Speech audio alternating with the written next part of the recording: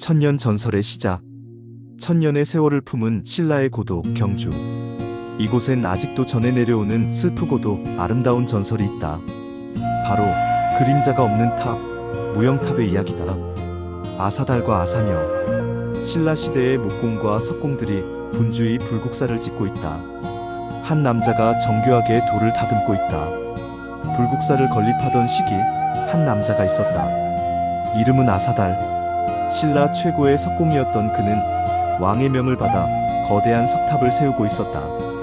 하지만 그에게는 먼 곳에 남겨진 사랑하는 아내 아사녀가 있었다.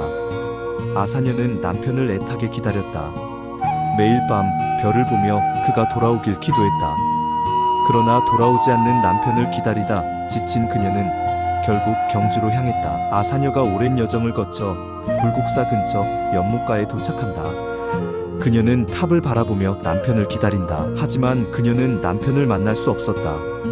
공사가 끝날 때까지 그를 볼 수 없다는 말뿐이었다. 절에 한 남자가 연못을 가리키며 말한다. 이 탑이 연못의 그림자를 비추면 그때 남편을 볼 수 있을 것이오.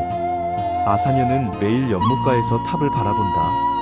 하지만 그림자는 생기지 않는다. 해가 떠도 달빛이 비쳐도 탑의 그림자는 물 위에 드리워지지 않는다.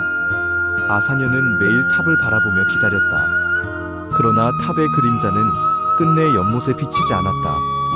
기약 없는 기다림 속에서 아사녀의 마음은 점점 무너져갔다. 그녀는 남편을 다시 만날 수 없을 거라는 절망 속에서 마지막 결심을 한다. 그리고 그녀는 조용히 연못 속으로 사라졌다. 그날 아사달은 마침내 탑을 완성했다. 하지만 기쁜 소식을 함께 나눌 아내는 없었다. 그녀가 남긴 것은 연못의 잔잔한 물결뿐이었다. 연못을 바라보며 슬퍼하는 아사달. 하지만 그녀는 이미 그곳에 없다. 아이러니하게도 아사녀가 떠난 후 탑은 처음으로 연못의 그림자를 드리웠다. 그러나 그녀는 이미 이 세상 사람이 아니었다. 그리하여 사람들은 이 탑을 무영탑, 그림자가 없는 탑이라 불렀다. 지금도 불국사의 탑을 바라보면 오래전 아사달과 아사녀의 이야기가 떠오른다. 기다림과 사랑, 그리고 안타까운 운명이 얽힌 전설. 천년이 지난 지금도 이곳을 찾는 이들의 가슴 속에 남아있다. 당신이 불국사에 간다면 무영탑의 전설을 떠올려 보시길. 그리고 혹시 그 탑의 그림자가 보인다면 그건 아사녀의 기다림이 아직 끝나지 않았다는 뜻일지도 모릅니다.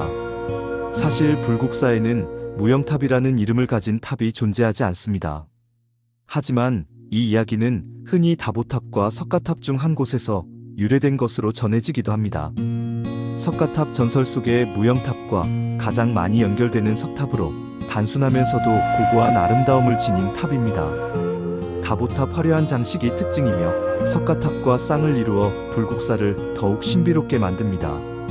어느 것이 진짜 무영탑이었을까요?